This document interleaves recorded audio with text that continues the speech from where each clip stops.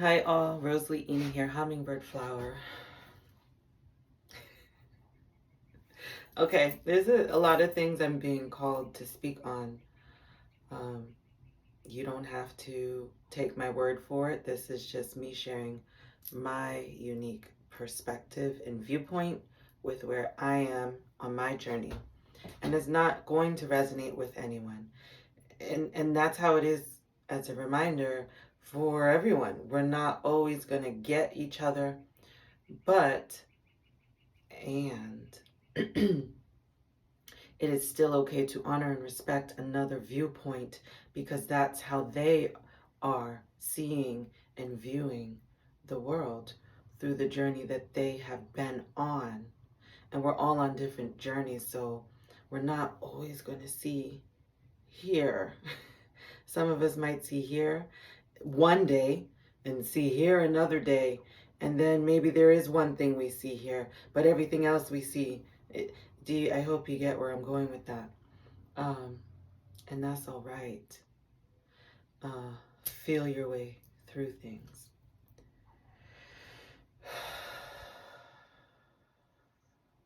The sun's out today. It's been cloudy and kind of hidden a little bit. So a little bit over a week ago, my son brought this home, and I was like, okay.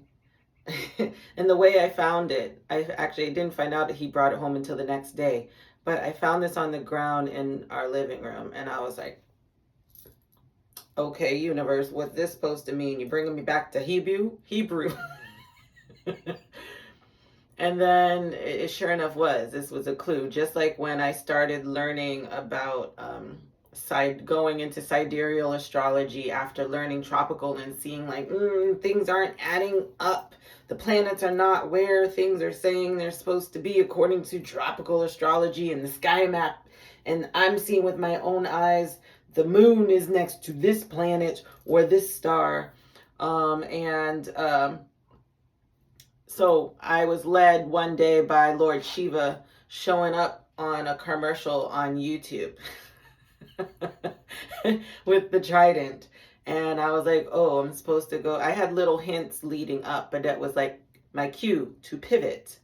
Kind of like this dreidel, how it pivots on different sides with different words on each side. So I was called to pivot. So when I saw this on the ground, I knew I was supposed to go back to finishing up learning more about some things from the Hebrew or I feel like saying Abrahamic point of view about some things that then I may have a little bit more of a full circle understanding about some topics. And then sure enough, because we are all infinite divine intelligence, I mean, your skin, if you cut yourself or bruise yourself, your body has the intelligence to know what to do to heal itself. So there's two parts to this. Your body knows if you scrape yourself or get a wound, your skin, your body automatically knows itself without you having to do anything for the most part, depending on, of course, the severity of the wound, to just clean it up, put a band-aid on it, and you know that the next day it's going to scab and it's going to continue doing its healing process. You just know, you know that when you're sleeping, your body is going to breathe on its own. You don't have to tell it what to do. So in that same manner and fashion, why are you not trusting your own intuitive knowing? Maybe you are, but some of us are not. I know there was a time in my life where I wasn't always following my intuition and the divine intelligence that is me. And then when I would make certain choices, they led me to places and people and things I didn't want to do until I learned to follow my intuition, the inner nudging that sometimes will steer me away from where the majority of other people are going because it's not for me. Because we're all unique. We're all on our own unique path. that's leading us to where we need to go. So I say that you are divine intelligence. You know, there's many, and there's nothing inherently wrong with this, because everything should be in balance and harmony. And is it for the highest good of all when we make our choices? Thank you, Wind. So when we're choosing a choice for ourselves, trusting our own divine intelligence, our divine intuition, our divine knowing. And if you have a womb, understand, overstand, and understand that you are a magical porthole. You have the capability to bring life, whether you do or not. That is an open portal. That's your power. It's not all of the power that is you, but it is something that you were designed and are supposed to have for what you're set out to do in this lifetime. It's not just for giving birth to children. It's your divine wisdom and knowledge that you can gain access to the even more expansive divine source intelligence that you are all connected to. But whether you have a womb or not, you are connected to that. So this is just a reminder to you that you have access to that. I'm getting this flashback of like there's like the Oculus, or like the those different goggle or things so that you can see different things. But I just want to remind you all, powerful, magical, divine, intelligent beings,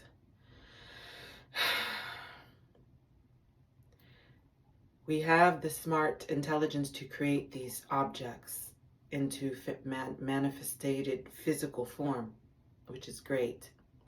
It's wonderful how smart we are as beings. But I want to just remind you all that those same capabilities that you're somehow being sent to create in these physical artificial things, which is all and good, but I just want to remind you that that all is in here already to perceive in different layers. In 3D, you can do that, and you don't necessarily always need psychedelics to get there. Everyone's different in their ways of accessing, but everyone has access to that. You can become that mental surgeon where you can scan someone's body just with your hands or your mind, like Xavier in X-Men, where you can just perceive, or what is it, Magneto? I don't watch these movies anymore, so it's not fluent, but I'm just seeing those two people in X-Men, for instance, that can just tune in, getting in and able to perceive this wide cosmic levels, multi-dimensional layers of things, and you can move just like in Wakanda, where they have, or those times where they have, like, you pull up an object that's artificial or 3D or whatever, and then you can move it and expand it. You could do all that here. You can remote view. All those things that they're portraying in these movies, they're aspects of you. And I just want to remind you of that. It's not far out. It's not something you're incapable of doing. You can fly. You can swim in certain ways, Wind's confirming. We're remembering these capabilities. Now I too am one remembering, because I'm choosing to, I want to remember. So I'm provided a way. I made the decision, providing a way. So now universe has led me back to remembering some Hebrew things, to see the full circle connection, to put in another puzzle piece in my journey map of remembering. And when I piece this puzzle piece together in due time, inevitably it's rippling out when I make that aha moment of like, oh, I get it. That then changes the whole trajectory, not just for me, but for everyone else too. And when every single one of us does that, it affects the other. We're all in this together. just want to remind you. What else about this? Dreidel. Maybe this is also a reminder for you, which is why I'm being called to share this with you.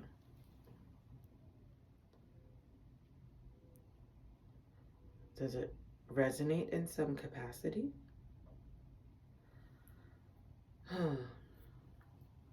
You're being pivoted. I'm seeing now the tree of life, too, using the, I keep feeling Abrahamic. I guess that's the next thing I need to look up. But of course, as you're listening to this, if something comes up, share it in the comments and we can work this out together, too. Vultures are just flying by, cleaning up. We're cleaning up things from other lifetimes, parallel realities. Now I'm getting the visual of a dream I had where there was the moon looking over this skyline from my youth and my old house growing up that is no longer there because I closed that timeline. And when I closed that timeline in the higher realms, it actually physically manifested with the actual destruction of the physical house I grew up in when I closed that timeline. And when I got a visual of that timeline, it was like a vortex in the distance. There was a full moon and you can see different stars and clouds and they're all being siphoned, swirling, literally almost like pixels breaking down. And I'll put a little clip of it here, a picture of that drawing of my dream, of it just collapsing and digitalizing and going swooped up into like a black hole abyss type of thing, closing that timeline. We're doing that on many levels. The things are not serving us and we know we want to ascend, so those other old timelines, they're not old, everything's happening all at once, but these other timelines of ours that we are parallel realities, when we're done, we learn the lesson. That timeline collapses, or some people call it quantum leaping. So what's not serving is then recycled, transmuted into something else, and that energy is then pushed to assist us in those higher timelines that we are wanting to be in and manifest in and use more of our superpowers. Is there anything else I can share while I'm in this momentum, my higher self?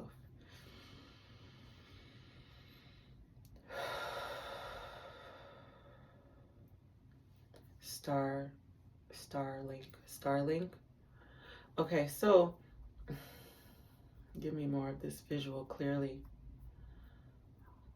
Have no fear. Fear is an illusion.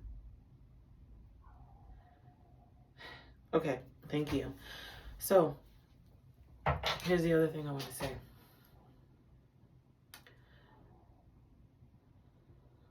Give me clarity on how to word this properly and clearly, please.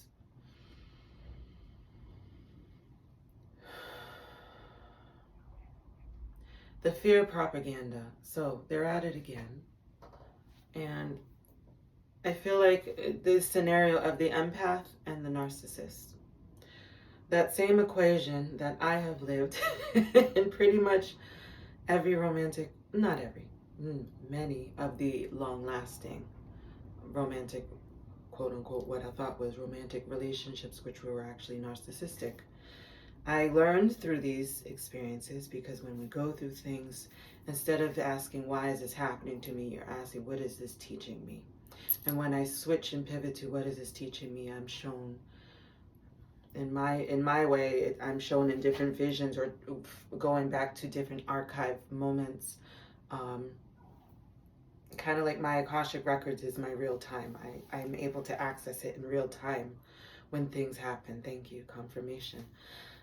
Vulture just flew by. So I work closely with the vultures as well, and that energy is embodied within me that I express outwardly when I clean things up, part of the spiritual cleanup crew. Maybe some of you are part of that crew in your own unique capacity as well. If it resonated with you when I said that, let that serve as double confirmation for you. So kind of like the dynamic of the narcissist and the empath that can feel all of these energies, that has that open heart, that expresses that love unconditionally. And then there's the polar opposite of the narcissist who expresses outwardly that they are this certain type of person, but inside it is dense and dark and sometimes non-existent in certain capacity, because they lack empathy, but they express a certain mask outside, but they're still void on the inside. So it's an interesting dynamic, almost I don't know, I feel like saying the figure 8 symbol, but we're just expressing the duality of things. So the dynamics or the root essences of the stereotypical empath and the narcissist, that same capacity. Now, if you will, look at that same same dynamics and pull that out to another scale with religion and your own autonomy. And then bring that out again and look at how, for instance, when the empath is fleeing and leaving the narcissistic environment and person and such, usually there's like a freak out, and then kind of like they want to go hard or go ham a little bit more to try to just really trigger you and push you to explode in some capacity, adding the pressure. So when you take that next expanded outlook on the events happening in the world, does it not seem like they also are going ham a little bit harder with putting this fear-mongering, wanting to, for whatever reason, want to shoot out some missiles, and then all of the different dynamics that are happening or playing out in the physical in some way to fear-monger propaganda. It's the same blueprint, if you will. It's that same program, but just used on another capacity, And I'm sure when you take the moment to really look from the eagle's point of view, or vulture point of view, or condor point of view, looking high above down at the dynamics of what's happening on this planet, you can see that exchange taking place in different capacities. But just like the empath, who is in tune with their heart center, that is in tune with themselves and what their heart really desires and knows, you too are supposed to follow your own intuition, your own divine intelligence, and the clues and how the universe does have your back on and front and sides and top and bottom.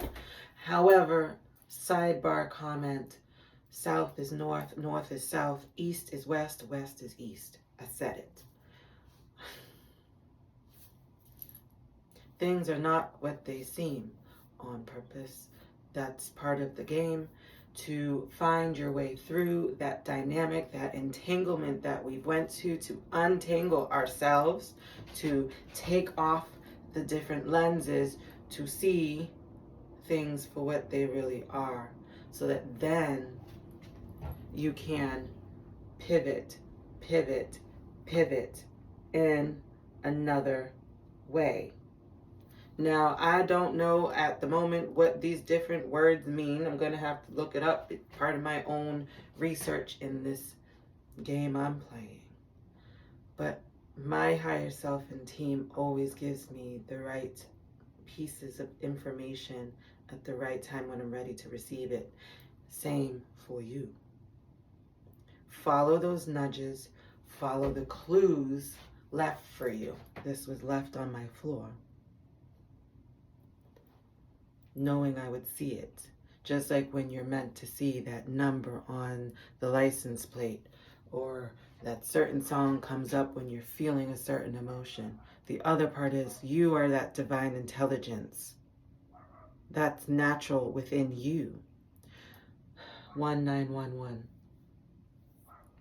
Random, also feel like saying for those who follow astrology, look at where the angel asteroid is on your natal chart, which is actually code 11911. Look at where that's next to, if it's next to a certain planet. That will give you some extra information. If you want to know more about that, comment, and I'll share more about it. Just remember that you are guided and protected throughout this whole process. That's why you're given nuggets. And even when things seem very hard and difficult, ask yourself again, what is this teaching me? Because it's helping you see your resilience. the narcissist does still play a role in your own evolution, as fucked up as they are. I can testify from my own living experience that every single narcissist, or those who embodied that from covert to overt, helped me to dig further into myself, to discover the worthiness within me, to discover the love within me, to see my value. Every time they disregarded me, I had to lift myself up to find my own value and to discover, you ain't shit. Everything serves a purpose. Sometimes we have to play the role of villain in each other's lives to help the other one. It's all a beautiful, when you take the broader expanse of when you get there and see the broader, beautiful masterpiece of what it is and how we actually all work together to let go of things we don't need to do anymore so that we can get back in alignment and balance with everything.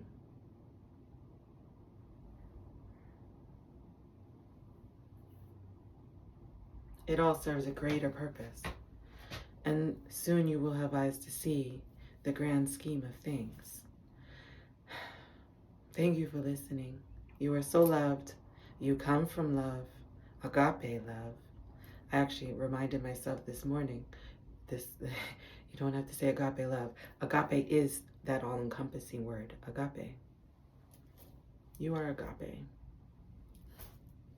I love you.